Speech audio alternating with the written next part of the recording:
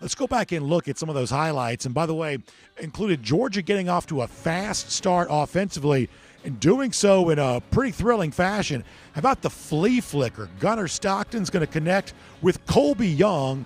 Unfortunately, though, Colby Young, that'll be his final moment of the game today, perhaps his final moment of the season. He does suffer what appeared to be a pretty serious injury after that. And, of course, Georgia got a field goal in the opening drive. Ole Miss would come back and answer on its first offense possession. Trinidad Chambliss, 7-yard rushing touchdown for him. First road game he's ever played in. Chambliss was good for 3 quarters here today. Georgia comes back, 11-yard throw to Lawson, Luckie. That would get the Georgia Bulldogs back to the lead at that point in time. Good job by Gunner Stockton surveying the field, getting it to him. Then 14-10 is our score when Gunner Stockton's going to keep it himself. Incredible run here, 22 yards. Georgia would lead again. 17-14 was the score at that point. Of course, right there at the end of the half as well, it was the other Georgia tight end. Big day for Lawson, Luckie, of course, but had Oscar Delp also getting a big catch too. This one goes 19 yards. That would set up Peyton Woodring. He kicks a 35-yard field goal. Georgia having to settle for that field goal. They would go into the half trailing by a point. It was 21-20. In the second half, the Georgia offense remained hot. Gunner Stockton once again getting Lawson Luckie involved. 3-yard touchdown reception for him. Georgia would not connect on the 2-point conversion.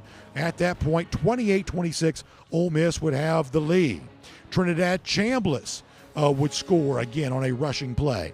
Chambliss making it happen for a while. Everything that Ole Miss was dialing up was working. And in the second half, you could say the same thing for Georgia too, including Nate Frazier getting a 3-yard touchdown. 35-33. Georgia was trying to stay with it and trying to retake the lead.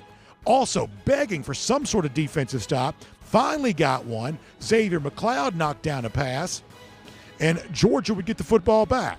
And then Georgia would finally get that lead. Third touchdown of the day for Lawson Luckie. He holds 3 fingers in the air. More importantly, Georgia was on top in the game for the first time in a long while in what was certainly a thrilling affair. We told you earlier about the incredible catch by Dillion Bell. You get your chance to see that there too. And then, with the lead, trying to salt away the win, Peyton Woodring would add to the Georgia lead. At that point, it was 43-35. And then Georgia, Joshua Horton, the Miami transfer, big hand in the air, deflected football. That was the stop that sealed it. The Dogs hold on, get the win.